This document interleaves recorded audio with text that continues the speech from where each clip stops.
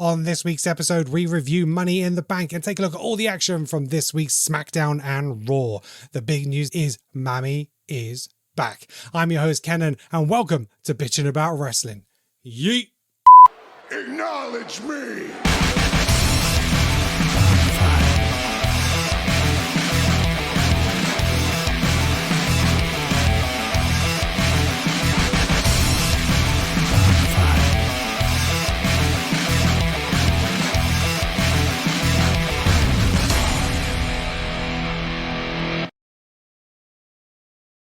Hello, viewers and listeners, and welcome back to Bitchin' About Wrestling. I'm your host, Kenan, and joining me on today's show, we have Alex. How you doing, Alex?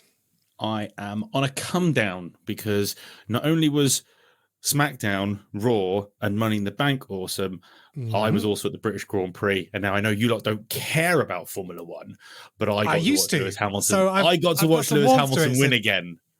It's been a while, right? It's been a minute. Tell us about the weekend. What did you get up to? So, well, I had lots of stuff go on this weekend because my other podcast that I do that is about F1, we did a live show. We did it in Milton Keynes at a go-kart track. We had about 30 people there. That's so cool. And it's really daunting while you're sat there with a microphone in front of your face, trying to sound intelligent and also a little bit funny to make 30 people who've paid to be there laugh.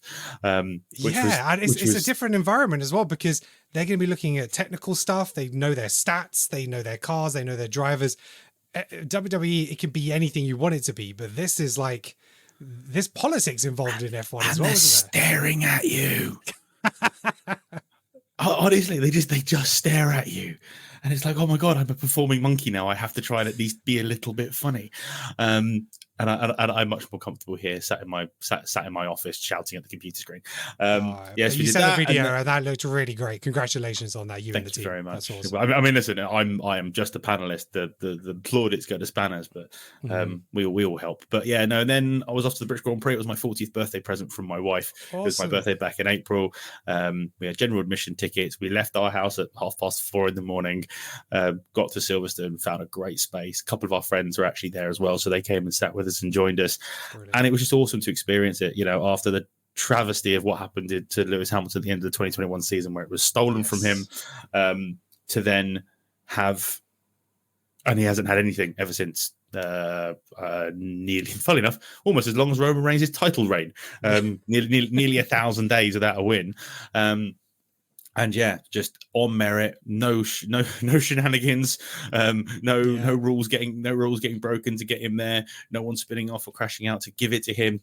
Was there on pace, and as a diehard Lewis fan, it was an emotional victory. And there's a video on my TikTok of me getting very, very excited when he crossed the line with 120,000 people around Silverstone. So that's awesome. Yes, a wonderful weekend. Fantastic. That's good. Yeah, a friend of mine, Richard, he's very much into his F1, and he's a huge Lewis fan and supporter. And yeah, he was very excited. And Lewis was emotional himself, have to say, and record holder now for most wins on a home track, right? So 9 wins on a home track. He's now extended his record of 104 wins in total. I just heard a stat that he's actually won more races than races that he's finished outside of the top 3. Oh, wow. Which is insane. That is an insane stat. All right. But anyway, we will move on because hopefully people are still with us, the wrestling fans, because we are here actually to talk about WWE. So yeah, stick with us. We are going to be covering everything that happened on SmackDown last week, Money in the Bank, and this week's Monday Night Raw. What we're going to talk about first is the big news this week, and that is the return of Rhea Ripley to Monday Night Raw. Mami is back. I wasn't expecting it this Monday, I have to say. I thought it was going to be a couple more weeks. So when that music hit, it was a surprise. What did you think of her return? It was hinted at, wasn't it, throughout the night? Yes. Damien hinted about it. I mean, to be fair, again, I know I have harped on about this story for the last few weeks, but I am loving this story, and they got it even better and even better, and it was funnier and funnier this week as well. Great to have Rhea back. I'm going to assume she's actually been fit for a while. That's it. We don't know if she's actually match fit or not, So, is she going to do a CM Punk and just be around for a little bit with the Judgment Day? hopefully she's fit, because we'd imagine this is going to be her and Liv at SummerSlam, right? That's the build.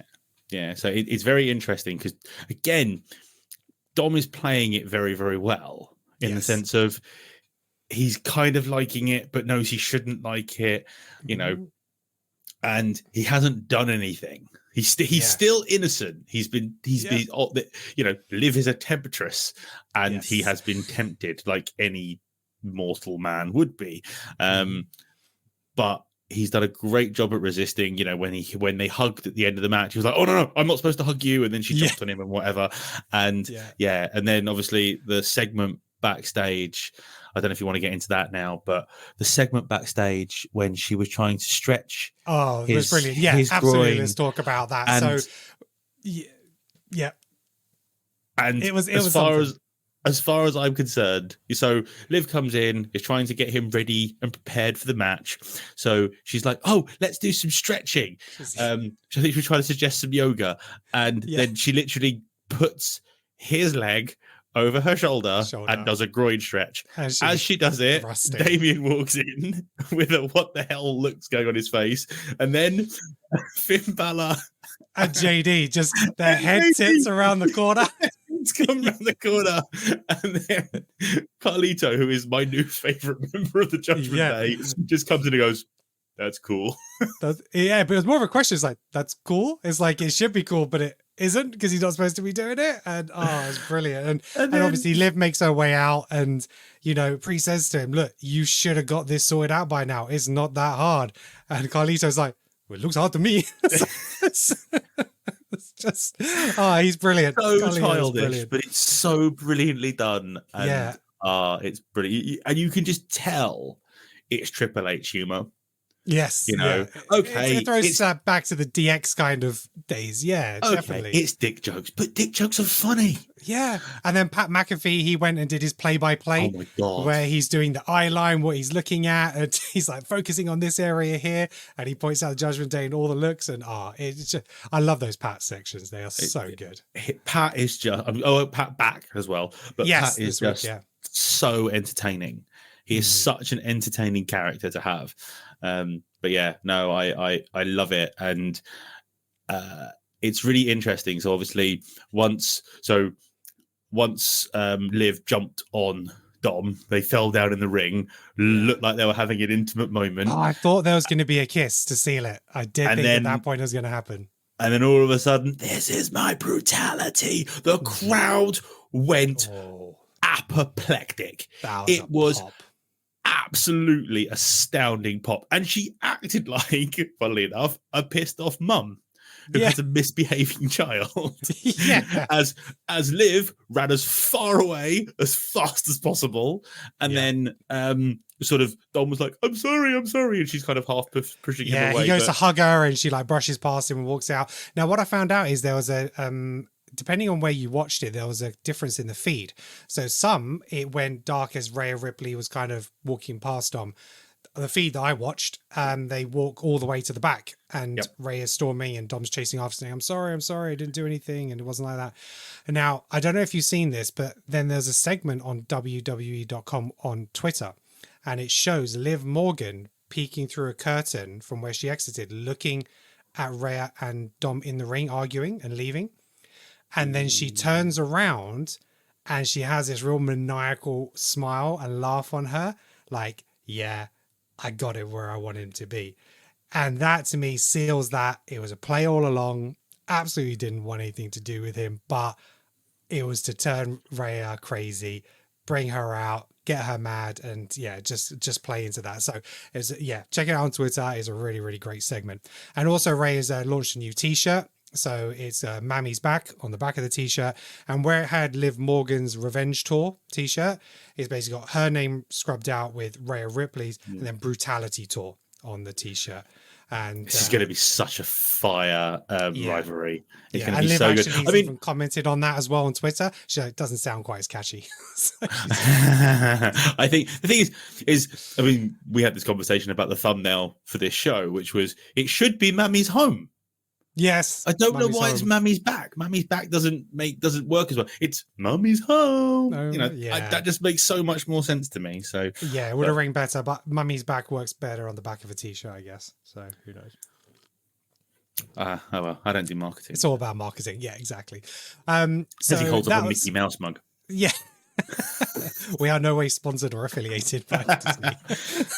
I wish we were sponsored. Jesus Christ. Yes. I could do some of that Disney money.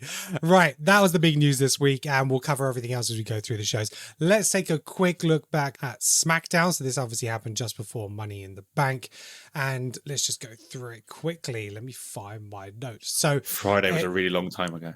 Yeah, exactly. Feels like ages ago. So we had LA Knight, Jey Uso, Carmelo Hayes, Chad Gable, Andrade, and Drew McIntyre all talking to each other in the ring, basically on the build up to the men's Money in the Bank ladder match. And there was that line just before we all kicked off where Drew says to Jey Uso, "How did you get across the border anyway?" Jesus Christ. I'm assuming that's to do with all of his felonies that he's got. Yeah, so there's not that. allowed into Canada. Yeah, he actually thanked them for letting him in. Yeah, it was so good. It was brilliant. Drew's he is on fire. His work is just amazing. Yeah, absolutely. He tore them all apart. Unfortunately, the problem is when you unfortunately, everyone in that ring is really good on the mic, except Andrade. And obviously, it's language barrier and whatever. But unfortunately, when you've got 5 other guys in the ring who are that strong on the mic, it hurts someone like Andrade. I agree. And I will say, just to touch on Money in the Bank, his entrance to Money in the Bank, it was the lowest of all 6 men in the ring. Do you know what I mean? Very quiet and down. And I feel so bad for him because he's such a talent, and he was one of the MVPs of that match. He was fantastic. He needs a mouthpiece. Yeah, he does. He needs a manager. Think he should have a manager. Absolutely. When he was originally in the WWE, he had Selena Vega. Yes. And I thought she was great in that role. She's great. She's great as that heel. I prefer her as a heel. Oh, I'm not big of a fan of Selena as a baby face. I think she does the heel stuff really, really well. And she was good with Andrade as a heel. And again, I think Andrade works better as a heel. Yeah, definitely. And he just, like you say, he needs that mouthpiece. And because his vignettes that they do when he's backstage speaking in his own mother tongue, he's great. He comes across really, really well and sinister and, very powerful. A threat. So yeah, exactly that. A threat. Because that's the whole thing is we know he can go. Yes, exactly. And he's got the personality to carry it. It's just we're in that position. It's like with Damage Control. You've got Io and Kairi who obviously have to speak in Japanese, but then they've got Dakota who can manage that and work with it really well. And that trio works brilliantly like that. Yeah, agreed. All right. And then we had the Street Profits. They defeated Pretty Deadly. It's a really entertaining match. And I missed Pretty Deadly, and I wish they'd got that win. I'd want to see them on the tag charge moving forward, but I thought it was still a really entertaining match. These guys have worked a lot of house shows together, so they're very familiar with each other. But what do you think of the match? Yeah, I mean, you put those 4 together, it's going to be a good match. I didn't care about it. Yeah, okay. I didn't really care. I feel like they've watered down the Street Profits. They tried to turn them heel, which I'd never understood, because they are obviously such natural, charismatic baby faces. Agreed. And they tried to put him with Bobby Lashley, but then obviously Bobby Lashley has been ill and unfit and all this kind of stuff. So that storyline just never properly kicked off. No. And now they've got rid of we've lost the solo cups as well. And so they come down, do their big entrance thing, and nothing happens. And B-Fab is just there. She doesn't do anything or say anything. No, exactly. There. She's just there. That's right. She doesn't influence it in any way at all. So she's not a mouthpiece or anything. And I just think they're so underutilized because they are brilliant on the mic. They are incredibly entertaining. They are fabulous in the ring and definitely worthy to consistently be in the title picture. Yeah. And they're not. And I don't get it. And it annoys me because, I mean, listen, I still believe that Montez could be a single star because the athleticism of that man is just beyond. I mean, to be fair, Dawkins is incredible as well. He's upped his game as well. It's almost like he's gone, oh crap, I'm going to get left behind if I don't up my game. And all of a sudden he's become this athletic monster. And he's using Sky High. I loved D'Lo Brown. Yes. I used to do his walk. I mean, it doesn't work for a 5'9" white guy, but I used to do his walk, and I swear I got the piss taken out of me for it. But I enjoyed doing it. It hurt my neck though. Yeah, I was going to say, I should do it now. I'm too old to do that shit now. No, can't do it. So then we had Jade Cargill, Bianca Belair, and they defeated Candice LeRae and Indy Hartwell. This was By the numbers. Sorry? By the numbers. Yeah, it was. It was just to reinforce them as a tag team, I guess, and they, declaring they're going to be coming back for the tag championships. But yeah, it just, I don't know. They don't really entertain me as a tag team. I don't know what it is. I feel like what's going on at the moment is you've got the big storylines that have everything going for them, and they're the most captivating things there are. But then they have to fill a 3-hour TV. Oh, this is still SmackDown, but I feel like with Raw, they've got to fill this amount of time on telly with stories they're not putting the oomph into. That I love it all, but I want more. Yeah. And so it's and I'm not crapping on it. I'm still being really positive about everything, but it's just that case. I want to care as more. As the name of the show, we're here to bitch about wrestling, so this is what we do. I don't like bitching, but I want to care. I want to care more. Let's care about wrestling. Care about wrestling. Then prior to the 6-man tag match on Money in the Bank, we had Cody Rhodes, Randy Orton, and Kevin Owens come out, and Kevin Owens explained his personal situation. His mom's really ill, but he was there. And actually, after the Money in the Bank show went off the air, he actually spoke to the crowd and was saying, "Thank you. It's been like the hardest few days, and I really appreciate it," kind of thing. So it's definitely not a work in that sense. He's just being honest and true to his character, and we wish Mrs. Owens very well indeed. Then we had Bayley defeating Piper Niven, and this ended in some kind of shenanigans because we had all the women who are participating in the women's Money in the Bank ladder match all come out at the end and start brawling outside the ring. We had Tiffany Stratton hitting the Pretty Smooth off the top turnbuckle onto them outside, and it did leave Bayley and Piper to finish off the match in the ring. Bayley got the win, and Bayley had a match. Exactly. Triple H is listening to this show, and we've told him to get Bayley on the show, and he listened. And thank you for listening, Triple H. Yeah, because even when she's on the pay-per-view, she's never on the poster. She's just always left out. And so it was nice to see her participate. But then after the match, we had Nia Jax obviously come out, or Queen Jax, to come and beat down on Bayley. Their match obviously is going to be taking place at SummerSlam because that's guaranteed by the Queen of the Ring win. But then we also had Michin come out and attack Nia Jax because they've had their feud going on for a couple of weeks, kind of supporting Bayley. So I'm wondering if she's going to play into the title picture at some point, or whether she might be the next opponent for Nia Jax, because I'm thinking Nia's going to win it at SummerSlam. I think it's probably about time to take it off Bayley. I think it's going to be pretty paint by numbers at SummerSlam. You're going to have Nia Jax win. You're going to have Gunther win, but I think maybe the Michin thing can be a fight up until, because was it 3 weeks until until hot WrestleMania, I think that can be a feud leading up to there, because I found this quite weird. We haven't seen too much of Gunther or Nia since they won King of the Ring. Yeah, I mean, Gunther's only come in and spoken in the ring a couple of times. He came and chatted to Seth and Priest before Money in the Bank the previous week on Raw, and he's just like, yeah, I'm here, I'm waiting. And they've had a bit of time off to recuperate, and I'm wondering if that's because they are going to be title holders and they're going to be expected to be present week on week after that. So. And to be fair, Gunther was pretty present for 600 odd days as the IC champ. So he deserved a little time. He'd done his dues, and this whole thing is, they need this time off.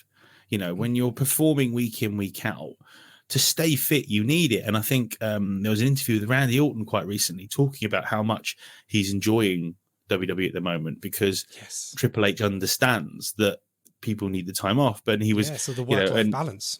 Yeah. And he was guilted by Vince to keep working, Yeah. even through injuries and things. I mean, that's heavily documented with people like CM Punk, even that menace Ryback, who, I mean, the most bitter man in wrestling, even though he's not in wrestling anymore. Didn't he announce his retirement? It's like, dude, you haven't wrestled in 10 years. Shut up. He kept threatening to come back. Yeah. Yeah, but nobody wants him. No one's asking for it, bro. He didn't even get invited to the birthday party that what's his face Bro got invited to, that Bro had turned up for. Yes. Bro. Moving on, DIY are brand new tag team champions. This was a very nice surprise.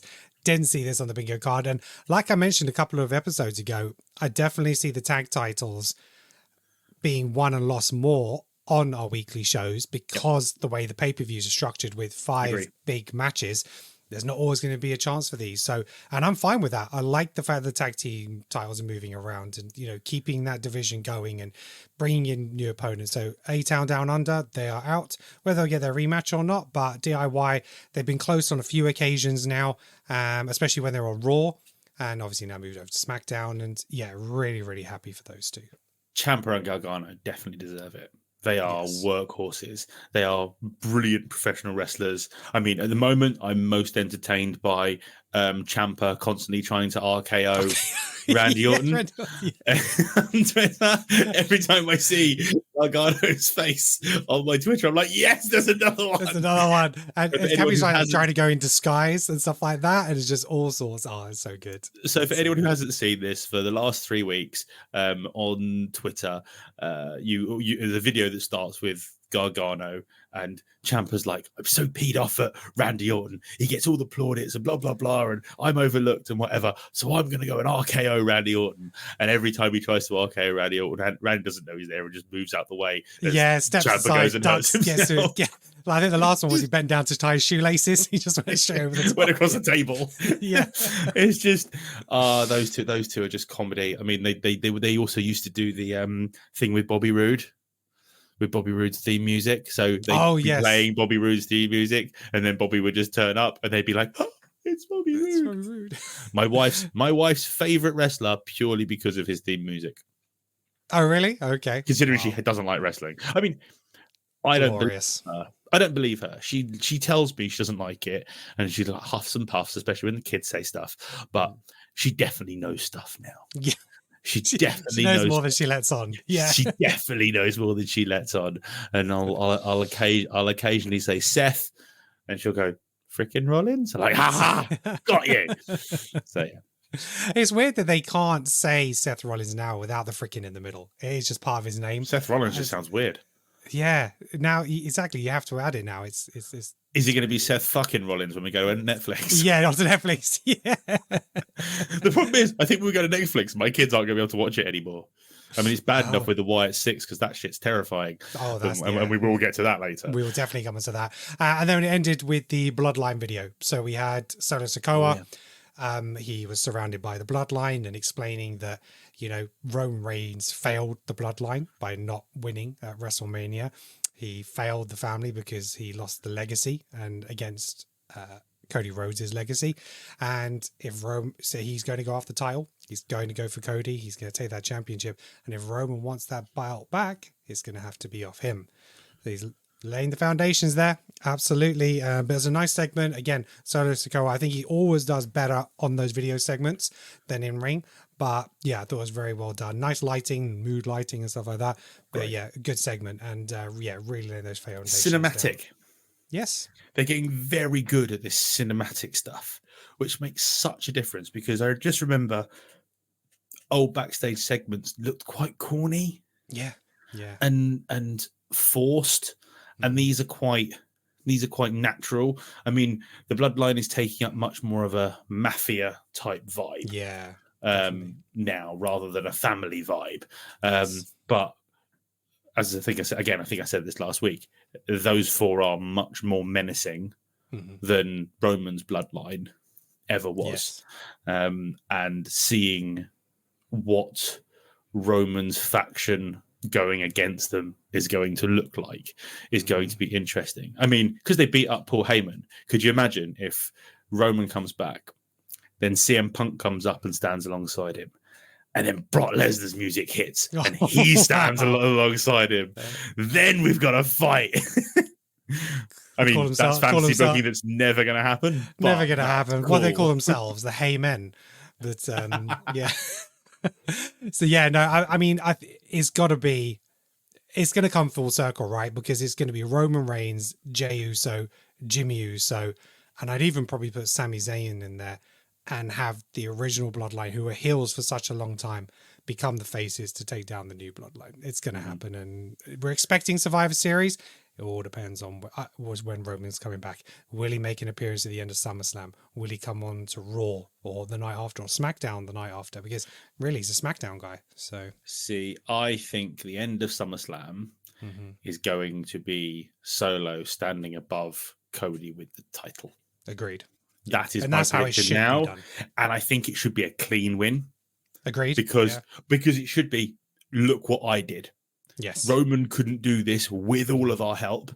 I have done this on my own. Yeah. And I believe that Solo is enough of a threat that he could beat, because he'd just be brutal. I think he's only had one pinfall against him since John Cena. And so, you know, he destroyed John Cena.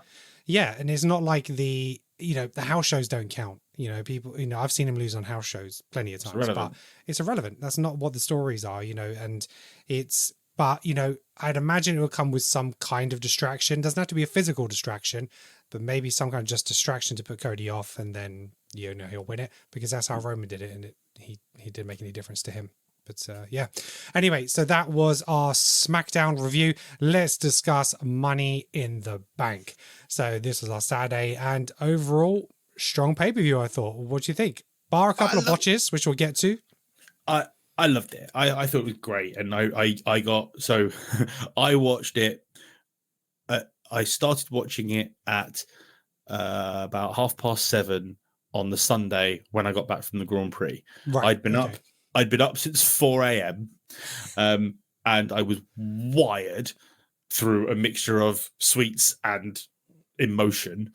And then I put on this pay-per-view, and Laura went off to bed. The kids weren't here, and I got told off twice. Bearing in mind, I've got a two-story house. I got told off twice for shouting at the television, because I'm pretty certain the notes that the wrestlers got for the ladder matches were try and kill each other. Yes. Yeah. I don't understand. I do not understand how some of these people are alive. We saw sunset flip bombs off the ladder onto a ladder. We saw a Michinoku driver from the top of a ladder onto the ladder. We saw from the top of the ladder through to it just blew me away. I thought it was a great pay-per-view. I don't give a crap that they missed out. They missed some timing. So either Damian Priest was knocked doolally and didn't know where he was, or what is most likely, they got the timing wrong with Drew's music. Really good point on the that potential botch, and we'll come on to that when we discuss the match. Let's take us back to the very first match of the pay-per-view, which was the men's Money in the Bank ladder match, which I didn't expect to go on first, but fair play. And Jey Uso, again, his entrances and the crowd is just some next level. Awesome. It is just fantastic. And like you said, really entertaining match. I thought Carmelo Hayes and Andrade were great throughout that match. I thought they really, really delivered. And I'm trying to think of any particular spots that you want to talk about? There was the sunset. So Andrade did a sunset flip bomb off the top of the ladder onto a ladder. I can't remember who did it on. All I remember is screaming, "Oh my God!" All the German suplexes that Chad Gable did. Carmelo did a springboard off the ropes. Chad, bear in mind, Chad is like 5 foot tall.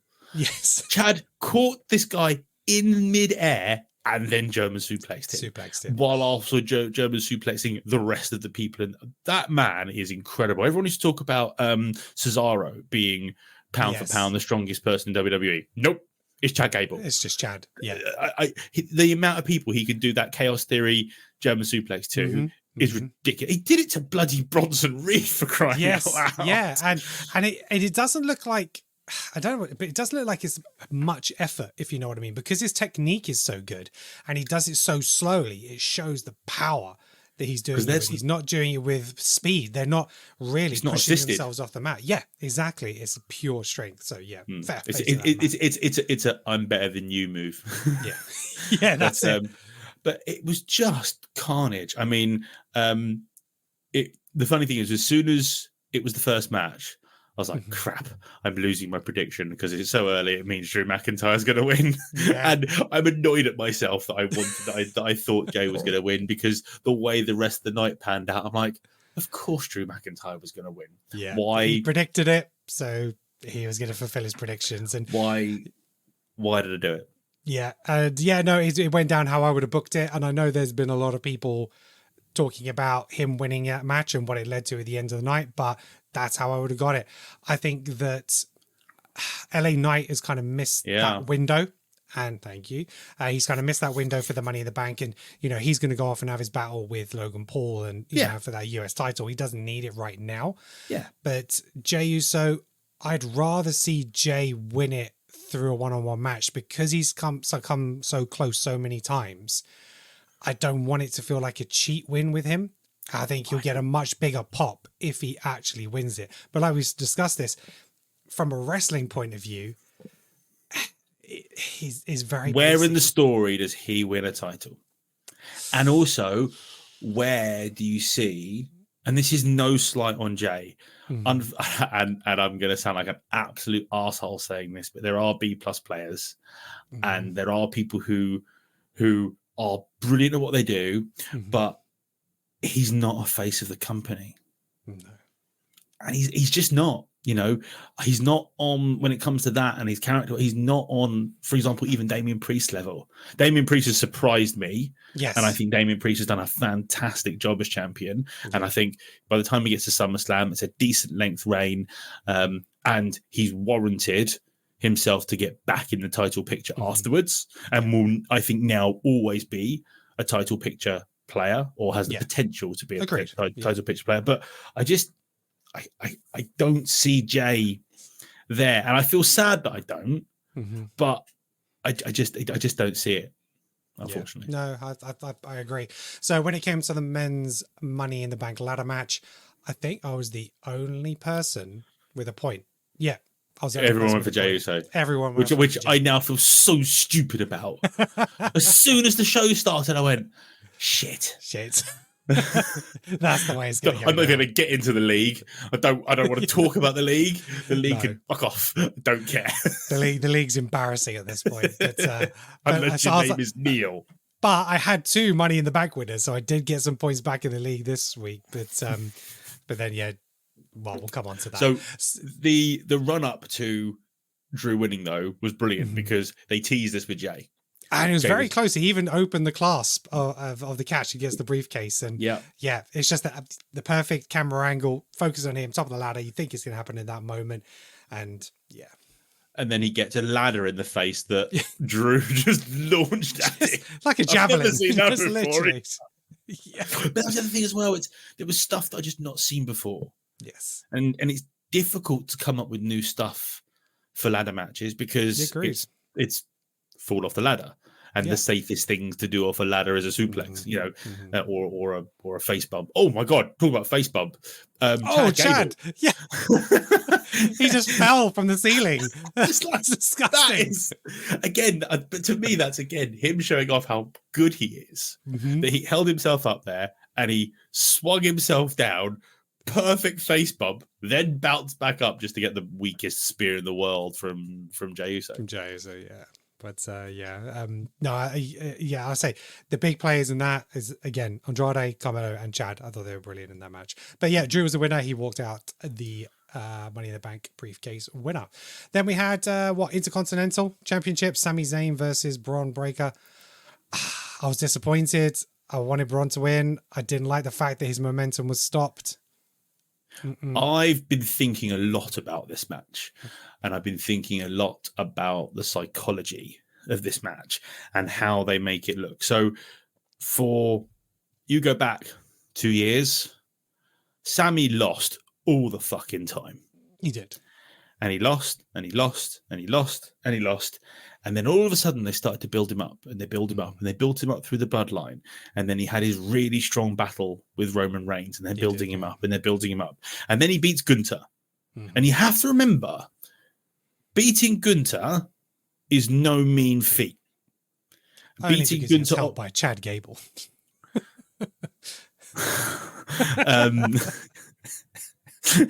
Just got that. So it's no mean feat. So for him to lose that almost straight away does Gunther a disservice.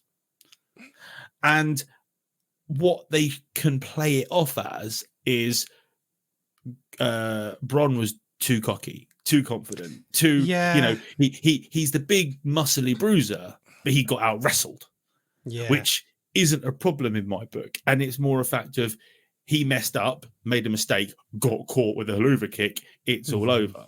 It's not a case of it's not a case of Sammy out wrestled him. It's a case of it's not a case of Sammy beat him up and dominated him through the match. Overpowering him. Yeah, Sammy got lucky. Smarter. Yeah. Sammy got. I guess I would have just preferred something like Braun smashing himself through the barrier, and then then Sammy rolling him in and taking him. But I get, like you say, I guess that kind of maybe takes something away from Sammy a little bit. But I like Sammy being played as a strong babyface. And because we've talked about this, it's hard to have a strong babyface. But the fans really get behind him. Also, it was in Canada. So blame Canada. Sorry, I've just got that song in my head now. I know. I put it there. It's fine. And so I'm not mad at it. And Braun will have his time. Yeah, there is no doubt about it in my mind that man is an incredible talent who will go to the very top of this business in a short period of time. Agreed. So I don't think it damages him too much because to be fair, he can come back in a couple of pay-per-views time and can annihilate him. Yeah, we can, and we'll touch on that as we come on to Monday Night Raw. So, but yeah, so Sami Zayn was the winner, and it was pretty split. Neil got that, and Rax. They were the two that went. I got it as well. I said Sammy would win, but I said he'd win by DQ. And I think Neil and Rax said DQ too. They had Bron Breakker winning via DQ. So, I did. Yeah, we all had him winning by DQ, so the belt stayed on. So yeah. None of us had him leaving with the title. But Neil had one for the pinfall, one for Sammy, and the haluva kick to win. So he got 3 points in that one. So, yeah. Okay. It annoys me how much that guy gets right. Oh, he's like this. I could talk about him. He's in Prague. He's not going to listen. No, he's like the Simpsons. He's really annoying. He predicts everything. Okay, so then we'll talk about the women's Money in the Bank ladder match. Io Sky, Chelsea Green, Lyra Valkyria, Tiffany Stratton, Naomi, and Zoe Stark. I thought this was better than the men's. And I predicted that. You did? I said this last week. I said the women's match would be better than the men's, and it was bonkers. I mean, it was. To be fair, the highlight came straight away when Chelsea Green tried to jump to get the briefcase. I wasn't aware of this narrative. Heights. She's scared of heights. I was like, oh my God, what is she doing in this match? She started to climb the ladder and was like, no, I just climbed back down again. I was like, oh wow, there goes my prediction. Not my actual prediction came out on top, but I wanted her to win. And she was very close. Her to win. And she was very close. Just to say, round of applause, that bump she took from the top of the ladder to the outside of the ring through the tables was awesome. Insane. And it's one of those things if it's the setup of it all, because you have to trust people to do things right. So the tables had to be set up in the exact right position. When Tiffany pushed her off, the ladder had to be in the right position for her to push it. I mean, she did actually have to push herself away from the ladder to make sure that she landed right, but it was still a gnarly bump. It was, and there's some great videos out there on TikTok from the crowd showing that bump as well, which is even better than what WWE caught. So it was brilliant. But here, Ryan, on his bonus point for this match, Chelsea Green to take a bump off the ladder to the outside of the ring. How? How, Ryan? How did you know this? That's some wild predictions there. That's crazy. Yeah, but I mean, actually, the funny thing was, in this match and even in the men's match, there was no shenanigans. I thought Damage Control was going to come down. I thought Nia Jax was going to come down. I predicted that potentially in the men's, Logan Paul was going to come out of the Wyatts and stuff, but there was nothing like that. I predicted that. I mean, I still think I was right, but I predicted that Chad Gable was going to disappear into thin air when he reaches the thing, which I still think would have been amazing. Yeah, that would have. I mean, he almost disappeared through the ring, but God. But yeah, a very big lack of shenanigans. Yeah, which I'm not mad welcome. At. No, exactly. I'm not mad at. And the focus should have been on those 6 in each of the matches, and it was, which is great. So, but yeah, we have our new Miss Money in the Bank, Tiffany Stratton. It was the right choice, right? Yeah. Absolutely the right choice. Absolutely right choice. Because also she has a similar attitude to Chelsea Green, where she will still be annoying with it. I mean, she had a segment backstage with Trish Stratus straight away. Straight away. So she's already being an obnoxious twat with it, which I'm here for. So, which is brilliant. But I know I said this earlier in the show, but the props to Zoe Stark and Io Sky for the Michinoku driver from the top of the ladder through a ladder. Honestly, I showed that to my wife, and she was like, how are any of them alive? Yeah. Zoe took quite a bump in that match as well, where she did the flip from the outside and she just missed it and hit her head on the ladder. I was like, ooh. But listen, we talk about, there's been lots of conversations online from miserable twats sitting on their sofas talking about botches and things like that. That's not a botch. To me, that's not a botch. That is just something that's slightly mistimed. And, these things happen. They're wrestling in a wrestling ring. It's live performances. Yeah, exactly. And all you have to do is be a few centimeters off, and that's it. You know? They're long matches as well. So there's fatigue that comes into it, and someone might not just be in the exact right position, and you're tired, or the ropes have become slippery because of sweat and whatever. Slippery like we ropes, had or they're not tight enough, like in Clash of the Castle. Anything can happen. I don't like people pulling up botches because you try and fucking do it. Yeah. And the amount of stuff that they get absolutely fucking perfect. If they're going to miss the odd thing, so what? Because to be fair, in a real fight, if you were doing things, you miss. The amount of times a real fighter goes to throw a roundhouse kick and they miss and they get hit or whatever, it's what happens. You don't land everything. No. In any sport, people make mistakes.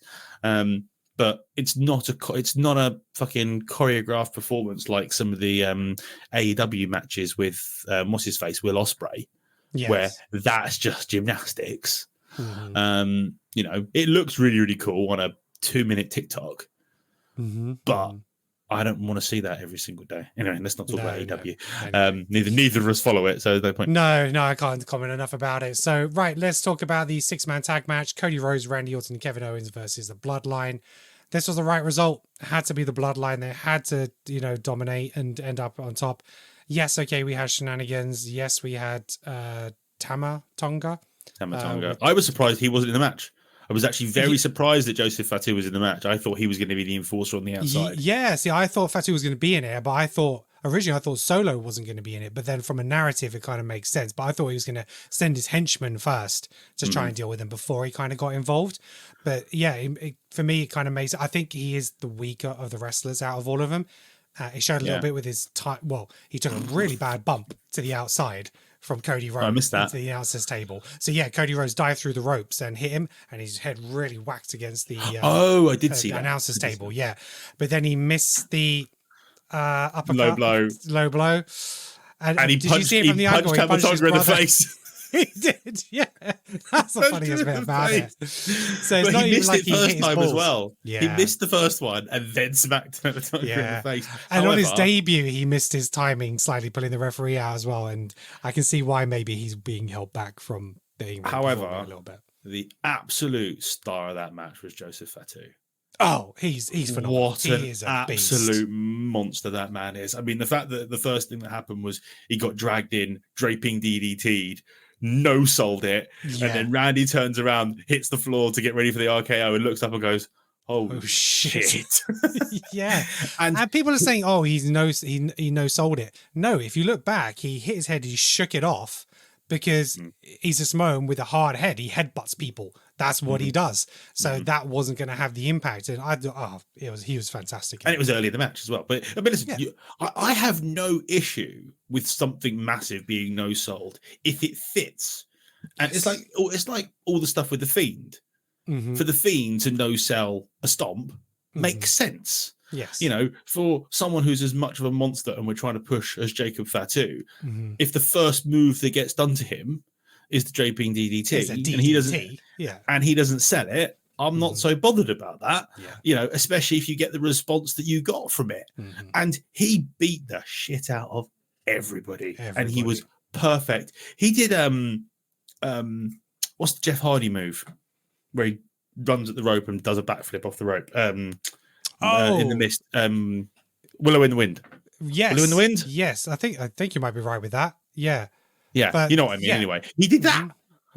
He's 6'2" and yeah, and there was one where he just bounced off the ropes and just launched himself in the air, like with his shoulder, and just to take him out. And yeah, he is what great. A phenomenal talent. He's exactly what the Bloodline needed. You know, he's fantastic. It's what WWE needs. Yeah, absolutely. In a stacked roster, he's right up here as far as I'm concerned. Yeah. And Neil and Ryan predicted this down to the T. They said Bloodline, pinfall, and Solo pins Cody. So did I. So they got pins there. And yeah, you did as well. 3 out of 4. Damn right. But we all thought there might be an extra Bloodline member, but that didn't happen. So I don't think I did. But my extra point was that Solo would pin Cody. Right. Okay. Which again is the right thing to do. It was absolutely, from a story point of view, it was absolutely. WWE World Heavyweight Championship, Damian Priest versus Seth Rollins. This was old Seth Rollins. This was like 2015 Rollins or something. He was brilliant. I stand by. He is the best professional wrestler in the world right now. And are there people who can do flippy doodah things better than him? Yes. Is there someone who's probably a fully better technical wrestler than him? Yes. But I think he ties all of that stuff together. And I think from a psychology and mic skills point of view, I don't think there's anybody better. And bearing in mind, we're talking about a ring that's got, I mean, I don't include Paul Heyman. As far as on the mic, no one beats Paul Heyman. But I think he's better than CM Punk. I think he's better than Drew McIntyre. It's fucking close. But I think Seth just understands the psychology of everything so much better, and he hits the level on the head every single time. Whatever angle he's given, he can sell it. So when it was between him and Cody at WrestleMania, and like here's the championship to follow, because they had to change that narrative, he made you believe into that story, which was just pulled out of thin air, you know. And the way he had the conversations with Priest, and we'll come on to Monday Night Raw. So I think Drew, if it wasn't for his social media game with his TikTok and Twitters, then that's where the imbalance is. But Seth in the ring is just brilliant. I mean, I'm not talking levels above. I'm talking small amounts because Drew is despite that, Drew is my favorite thing in WWE at the moment. No, Liv and Dom is my favorite thing in WWE at the moment. That's for entirely different reasons. I have nothing but superlatives for Seth Rollins. He is incredible in the ring. The thing that I love about him in the ring is it doesn't matter who you put him with. You put him with a big guy like Damian, or an enormous guy like Braun Strowman, or a Finn Balor, and he puts on a classic. He's just like, you can just rely on him to give you the match that is needed to be there, even if when you do a non-finisher and someone doesn't kick out. Yeah. So let's talk about that a little bit. So I've seen lots of different opinions online in terms of who's at fault. I don't think there's one answer here. I think that Damian should have kicked out. Whatever was going to happen with the music or whatever it is, he should have kicked out. Now, whether at that point he was out of it, which some people have spoken about because of maybe his expression on his face or whatever. I thought that. Potentially he was out of it and didn't pick up on that 3 count. The music, was the music supposed to interrupt the 3 count?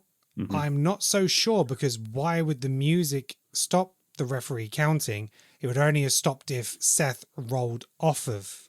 I think Damien. the music was probably like supposed to hit during the Falcon Arrow. Mm-hmm. Right. And then the pin wouldn't have happened, but they had no choice but to do the pin. But funnily enough, it was brought to Triple H's attention during the press conference, and Triple H has gone, referee's decision is final. But he should have counted to 3. Yes. But that you have to blame the referee in this situation. You can't say, yeah, Damien was supposed to kick out. Because if the ref had counted to 3, Seth is your new champion. Damien has to leave the Judgment Day. Drew comes down to cash in. It's a 1-on-1. You know, if Damien's due to retain, ruins the ref everything. Absolutely everything. And all their stories are going to be put way so you can't out blame of the whack. ref. You can't. So the referee was right to stop the count, but they have to blame the referee from a storytelling point of view. And that's where people are getting confused. You can't have him making that decision in the ring. I'm going to crown a new champion. You know what I mean? It just wasn't going to work. Yeah. But the person I feel for Damien. I do, yes. Because regardless whether he was knocked out or whatever happened, you know, he's too much of a professional to. I mean, maybe he didn't hear the first count.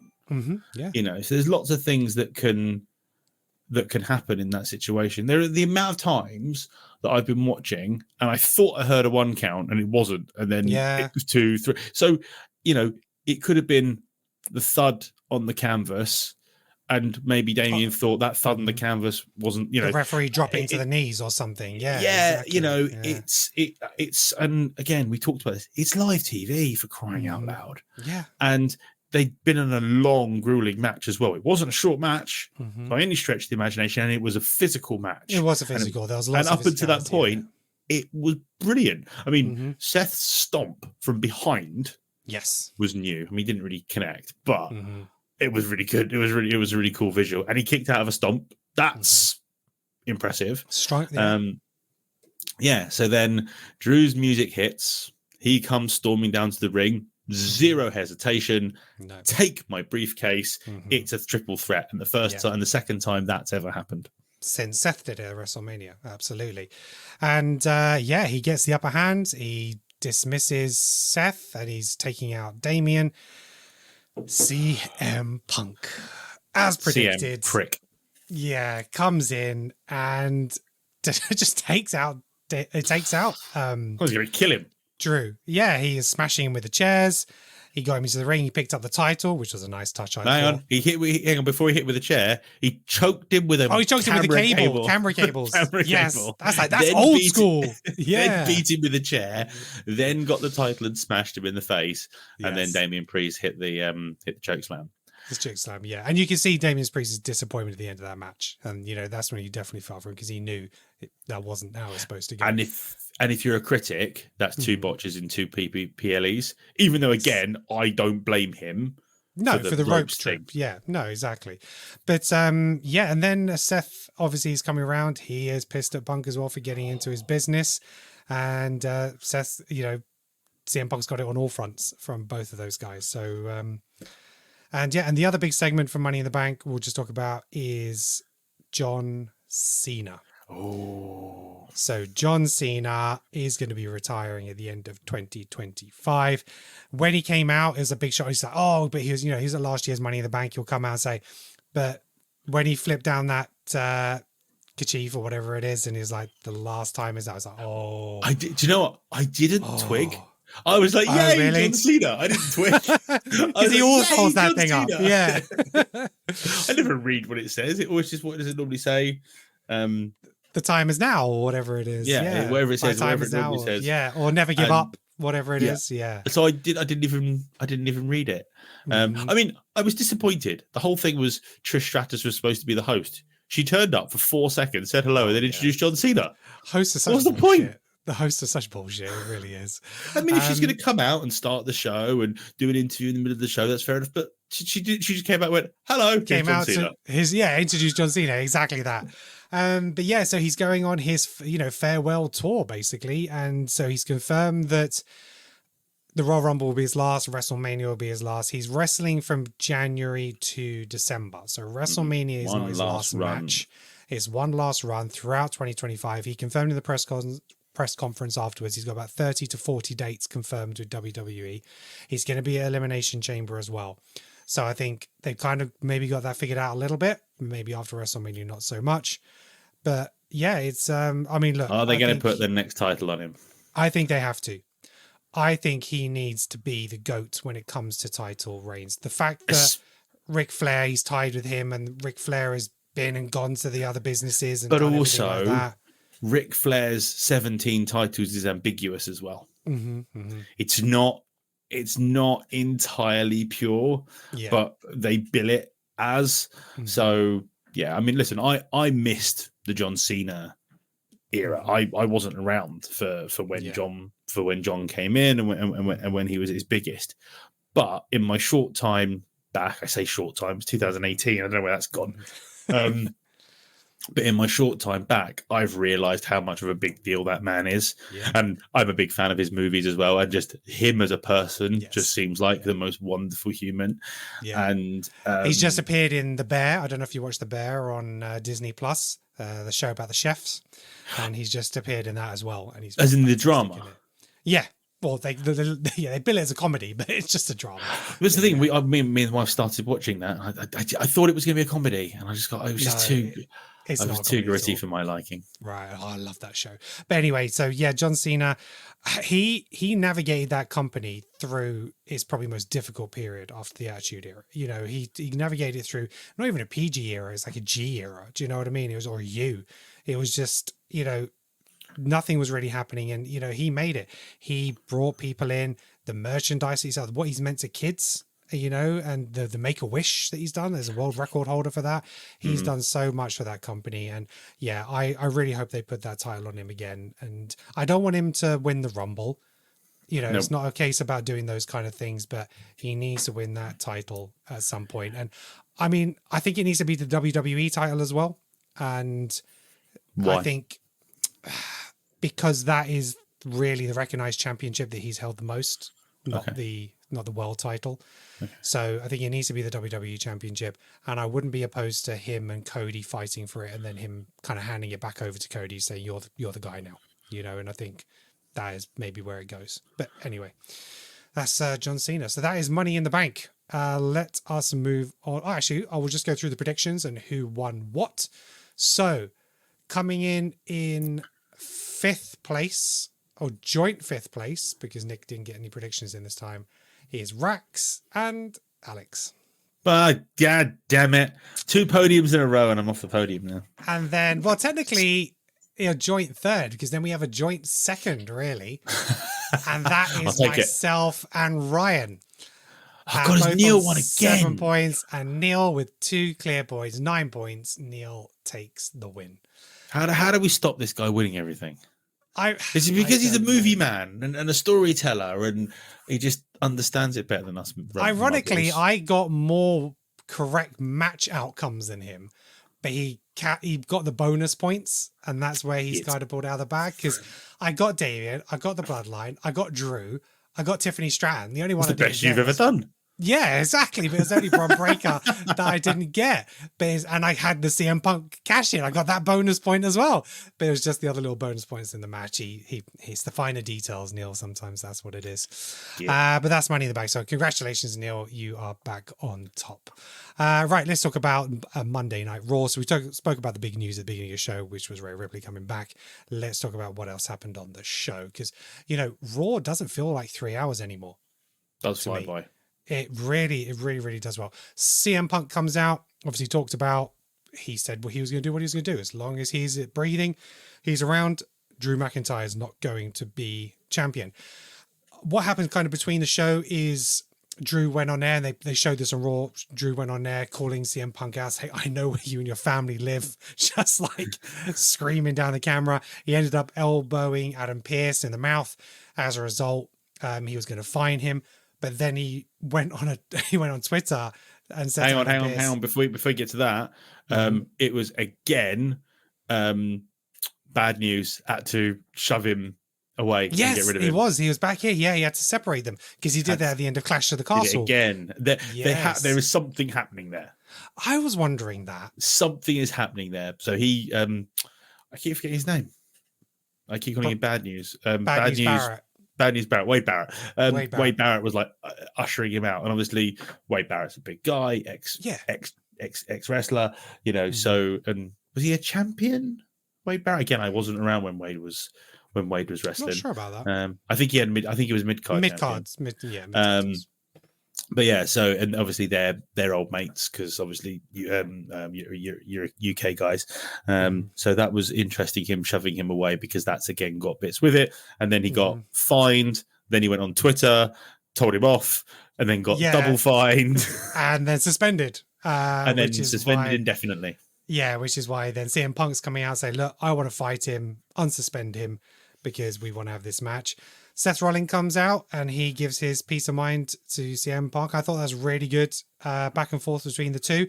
Never going to be bad with those two, is it? No, it's not. I mean, I would have said to, from a CM Punk point of view, I'd been like, I took out Drew McIntyre. All you had to do was pin Drew, but you didn't do it. It's not like he attacked Seth or even Damien. So he didn't really ruin Seth's chance, in his business. But he got involved in his business. Exactly. And what it's done is it's cost, well, what it had done at this point is it had cost Seth the opportunity to go for that title again.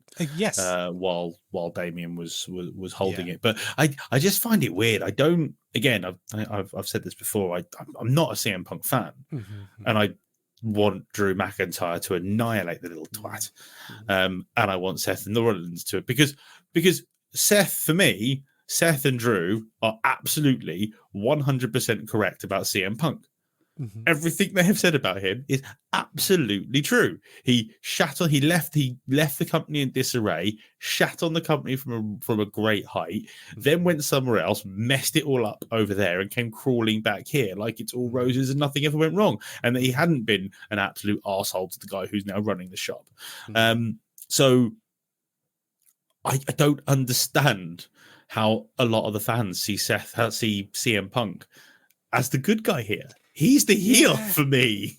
He kind of is. I get it. I think if you watched enough of CM Punk when he was there, he was like challenging the establishment, and he was kind of that guy. He was what kind of Triple H and Shawn Michaels were back in the day, challenging the establishment. Just a bit more intelligent.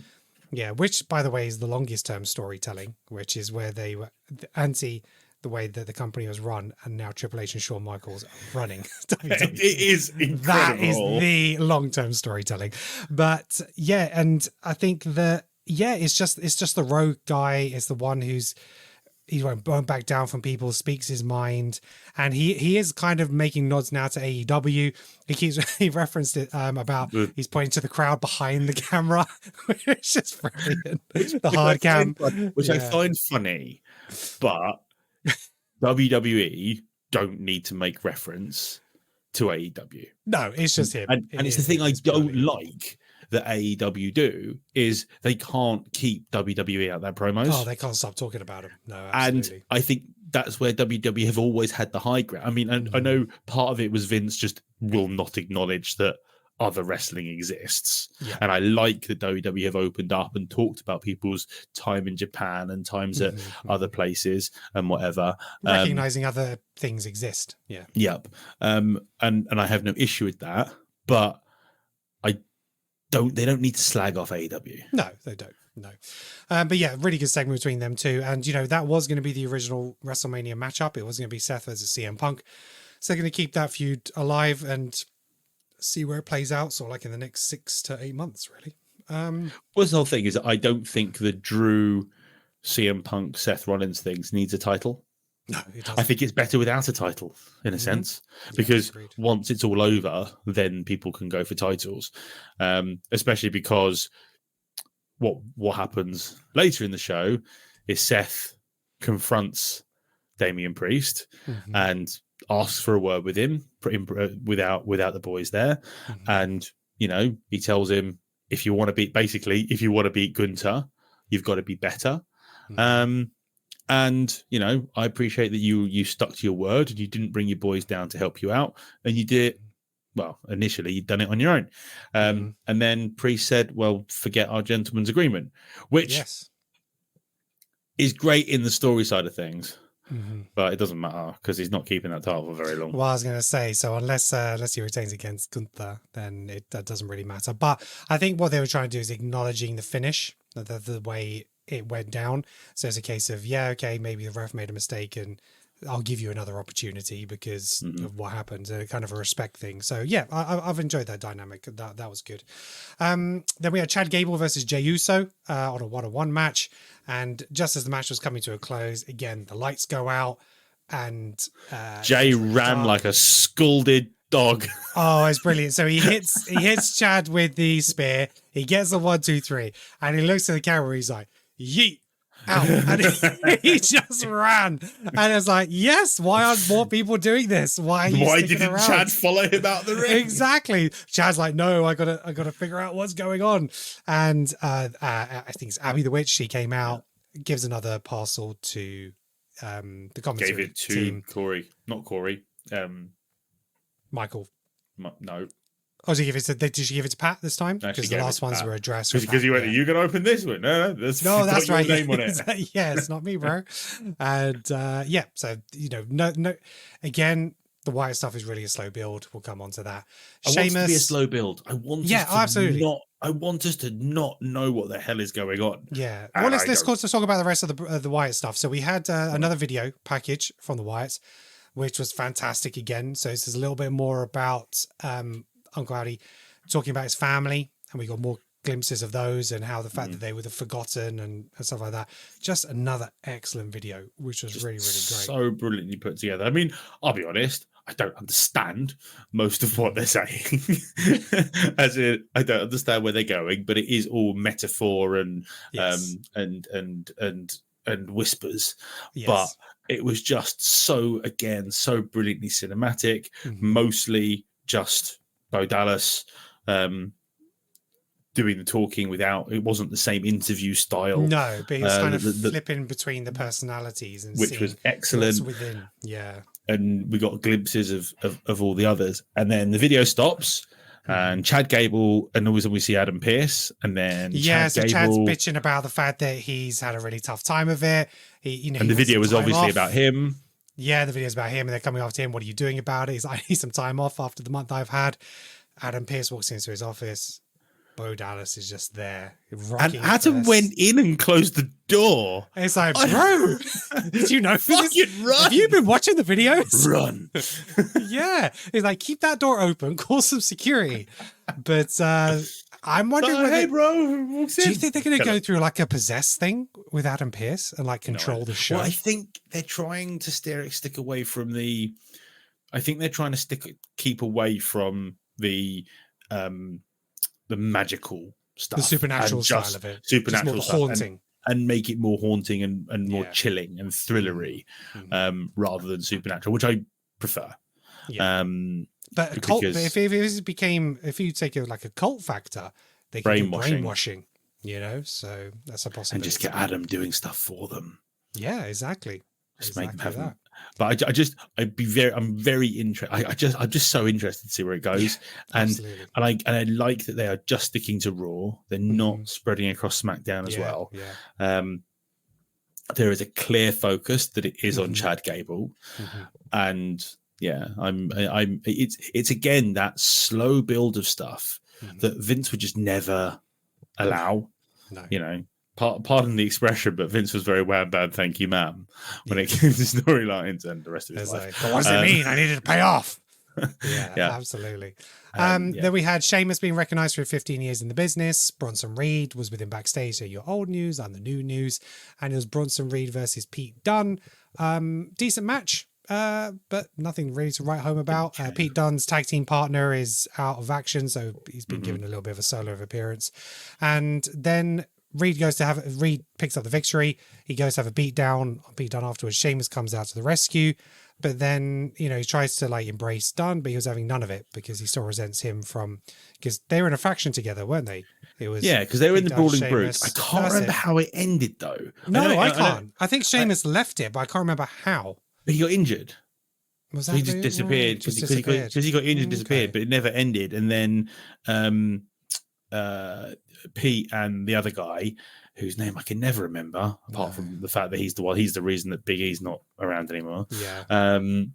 And that was kind of it. And he kind of that them two broke up, not Sheamus. So unless he blames Sheamus for not. I'd imagine being they'll around. do a video package next week to kind of explain why he's feeling the way he is. So yeah. We had Sami Zayn and Bron Breakker. They have a face off in the ring. Bron's like, brilliant. Really enjoyed that. Yeah, Sammy was talking about the fact that he shouldn't be recognized as the underdog. He's not that. He's proved himself by now, and he shouldn't be looked at that way. And Bron, he came down. Is like, I didn't think you were going to be the guy to beat me. I thought it was going to be someone else. And yeah, he just speared the shit out of him. Annihilated him. Just broke him in half. Yeah. Again, and then Ilya Dragunov came out for the save. Yes, he did. He came out for the save, and that resulted in them having a match later in the night. Which I really like Ilya. I really like Ilya Dragunov. Oh, I do too. He's really good. I'd never heard of him. So again, I don't watch NXT. But I'd heard of him from NXT, but I hadn't seen him in any of his matches. But he's so good. I think when they were doing that whole big push of NXT, when the Undertaker was on and that kind of stuff, and they made it impossible to not watch NXT because you missed stuff that was important, and he was involved in some of that stuff. So I had heard of him, but I'd never properly seen him wrestle. But his character work is brilliant. His wrestling is brilliant. Is there anyone who can make you believe he's hurt? Yes, more than Dragunov. Oh, yeah. The man's in pain constantly. Shaking. It's like, but he picked up the win because of a DQ because Bron ended up throwing a chair at his face. I love it when they use those chairs because it's an announcer's chair, so it's not like a fake chair. No, so it's full of leather and metal and plastic and wheels. Yeah, exactly. And if you hit someone wrong with that, I mean, I'm sitting on a chair similar to that kind of thing. If somebody lobbed that at me, I'm going to the hospital. Yeah. So, and it looked like Alia wanted to go to the hospital afterwards, but so I think I this is where I talked about earlier, where I think I don't think it was the wrong thing for Bron to lose, because I like the way they played out on Raw, and that made me feel better about what happened in Money in the Bank for sure. Yeah, and it comes back to in Triple H we trust. Yes, we have. I think we have. He has earned our trust, and I trust the decisions he makes, and that there will be payoffs for the decisions he makes later down the line. Yeah, it's only when it gets to a point where, well, where's that story gone, that I'll start to ask questions. But until that comes across, I'm fine with it. Yeah. We had a 6-man tag match, the Judgment Day and Braun Strowman. Sorry, the Judgment Day versus Braun Strowman and Awesome Truth. And it was fun. Braun's doing his thing, and he did his whip around the ring with R-Truth, like linking arms, stuff like that. There's some nice moments in it. But ultimately, the Judgment Day came out on top, which is the right decision. So it's interesting to see where they're going to go with this Braun Strowman thing. But I don't think it's the Braun Strowman thing. It's what they're going to do with Miz and R-Truth. We're going to have R-Truth versus the Miz in SummerSlam. Yeah. Oh, SummerSlam, you think already? Yeah. Well, it's his hometown, isn't it? Oh, it is. Yeah, it could be. It's his hometown too. Yeah, or maybe there'll be a turn there or something. Maybe that'll be a turn. Yeah. Okay. But yeah, so because you can just see Miz getting more and more irate, frustrated with R-Truth, and the Miz is a better heel than he is a face. Yeah. I mean, Miz is great, and I adore the Miz, but his heel work is almost second to none. Yeah, absolutely agree. We had Adam Pearce talking to CM Punk, so talking about the fact that he wanted Drew unsuspended. He was just Stop causing trouble. Yeah, he causing trouble. You're a pain in my ass. So you stay at home next week, and I'll call Drew and see if he can be professional and come back. And it was announced later in the show that Drew will be on Raw next week. So CM Punk won't be there, apparently, and Drew will be. So, but we've heard this before, so we'll see what happens. And then what do we have? We had Damage Control. They beat Lyra Valkyria, Katana Chance, and Caden Carter. What's your thoughts on the match? Listen, it was a good, fun match performed by 6 great wrestlers. Did I care much about it? Not really, but it was there to launch a new faction. A new faction indeed. So Sonya Deville, she has been recruiting, and she's been trying to for some weeks now, Shayna Baszler and Zoe Stark, and they assaulted everyone, leaving them standing tall in the ring. And Sonya got her hands dirty as well. So that means Sonya isn't just going to be a mouthpiece. Because again, people forget Sonya was a UFC fighter. You know, she was an MMA fighter, and that is now all three of them. Yes. And I've said this before. Shayna Baszler is a legit threat. Yes. And a properly good professional wrestler as well. Yes. Yeah. And, you know, they handed the torch to her when they let her beat Ronda Rousey and then did nothing with her. They wasted that.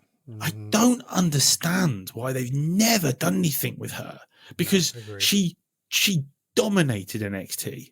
And she was one of the few people I had heard of and had seen fight in NXT. And she was phenomenal. And I don't get it, because her character work is also really good. Yeah. She has a great TikTok as well, by the way. She's so funny. She's so funny. deadpan but funny on TikTok. Because she hangs around with basically a bunch of goofs. And she's like, what are these fucking idiots doing? And then I hear, do this dance. No. And then she beat up Mia Yim, attacked Mia Yim. No, don't do it. So you have three it'd be interesting to see what this faction does. That could be quite strong. And but are they based on Raw? No, are they SmackDown? Raw. It was Raw. We're talking about Raw. Yeah, I was just wondering, because I thought Sonya was on SmackDown, but no, they're on Raw. So, it doesn't matter where Sonya is, because she wasn't in the draft, was she? That's true. That's a good point. And then we had our main event of the night, which was Dirty Daddy Dominik Mysterio and Liv Morgan versus Rey Mysterio and Zelina Vega. This was a great match, and again, it was good storytelling throughout. It was, Liv Morgan rescued Dom on several occasions, putting herself in between or body on the line or pushing him out the way. And ultimately, it was her that pushed Rey Mysterio off the turnbuckle. No, go back. No, you missed it. Go on. No, you missed it. Go on. Dom was in the corner. He face planted into Liv. Liv was on the floor, and Dom got face planted into Liv's crotch, basically. And it's just that it's so childish and it's so immature, but I absolutely love it, and it's the most fun while still being serious that WWE can have. And I just know that when Triple H is with the team and writing it and coming up with it, he is just laughing. Yes. And they are having such a giggle while writing this. And that's what I want. That's what I want from my professional wrestling. But it's I mean, to coin Simon Miller, goofy wrestling for life. And I fucking love it. I absolutely agree. Oh, no, I give that a thumbs up. Absolutely. I totally agree with that. Absolutely. Then, Dominik got his first win over his dad. He did. Monday Night Raw. It's a big deal, that. It is a big deal. Exactly. They've wrestled at least 3 times now. Yep. So, well done, Dom. Well deserved. He actually got a win. We said this last week, that he could lose forever and it wouldn't matter, but he got a win. Made sense that he got the win because Liv got him the win, because Liv pulled... I don't understand why she needed to throw a chair in because she's in the match. It was to distract the referee, but she's allowed to attacked Rey. But she's allowed to knock him off because she's in the match. Well, yeah, I suppose, because that's what happens in tag team rules. You can do what you want, really, as long as you don't bring. But can you? Tag team rules are very complicated. Well, yeah, because DIY won the match by them both in the ring at the same time putting submission holds on. So you only have one legal person that's supposed to be in the ring. So when it comes to tag teams, it really doesn't matter. The referee's not. He'll submit. And then occasionally they'll all get disqualified because none of them are following the rules, but nobody does anyway. Referee's decision is final. Goofy wrestling for life. Yeah. And obviously we spoke about Rhea Ripley coming back and closing out the show. And that was Monday Night Raw this week. So another great week of wrestling. I can't, honestly, I can't put any fault to it. I can't think of, they should have done this, or they should have done that, or why did they do that? I can't. It is purely enjoyable telly, and I'm like, yay. SmackDown's gonna be when I had to leave really early on Sunday morning. I was sat because you sat at the track and you're there from it's from gates open at 6:30 in the morning, and I'm sat there in a field waiting for cars to start driving around the circuit. And there was part of me was like, oh, well, maybe I could get WWE Network on my phone and watch the track. But unfortunately, there's no fucking signal at Silverstone because there's 400,000 people trying to use the internet and just trying to post social media posts. So me trying to get the WWE Network wouldn't work. But the funny thing at the moment is whenever, because I never get to watch any of these things live, I always have to give my iPad to my wife for her to log in and get the show started so I don't see any spoilers, because I know a lot of you guys sort of look at highlights and things like that. I literally watch everything for the first time. I've stopped doing that now, because before we started doing this on a Tuesday, it's like they're almost unavoidable because I wanted to know what happened. But now I literally, on a Monday on the way to work, I'll watch a little bit. It's like today I watched a little bit in my break, and then I finished off when I came home. So I didn't know what was happening. I mute our group. On Sunday, I had our group muted. Yeah, and I did for like Money in the Bank as well, because I knew I wasn't going to watch it till Sunday. So yeah, but that's the power of the internet. Everything has to be so instant these days. Exactly, and the whole thing, the amount of time, and the thing is, it's so easy to just go to your phone and go Instagram. Oh no, don't look at that! Don't look at that. But that's the thing. I mean, the first thing I saw was John Cena with a title. I'm like, did John Cena go to Money in the Bank? He cashed in. So, there was a part of me, because I saw that. There was a part of me think, who did he replace? Did he replace somebody? Yeah, that's a twist. I'm very confused. What's going on? They've launched a new Legends title. No, because he was holding. Actually, no. Actually, I think in the video I saw, in the photo I saw, he was holding the WWE title. Yeah. Now I come to think of it, likely. But I was very delirious and tired. Yeah. All right. Well, Alex, thank you for joining me today. Thank you for our viewers and our listeners. We really appreciate you. If you're watching us on YouTube, make sure you hit that like button, hit that subscribe button, and then hit that notification button to let you know when our next episode will be dropping. We are Bitching About Wrestling. We are on YouTube for video, and for audio, you can catch us on Apple Podcasts, Spotify, anywhere you get your podcast. Alex, is there anything you want to shout about before we leave today? As always, my YouTube channel, Alex Van Gene Racing, or I'm on TikTok, X, as at Alex Van Gene. I've actually posted a couple of videos in the last 24 hours. One of me being very annoyed at go-karting because I had a really rubbish kart, and was very sad about that, and you made me laugh out loud. And I posted a video about 2 hours ago. Actually, no, yeah, whatever. While I was making dinner, and I threw thyme all over my kitchen. So I posted a video. I just stuck a video on TikTok for that because I thought because it happened. Yeah, because it happened, and that's what I use TikTok for.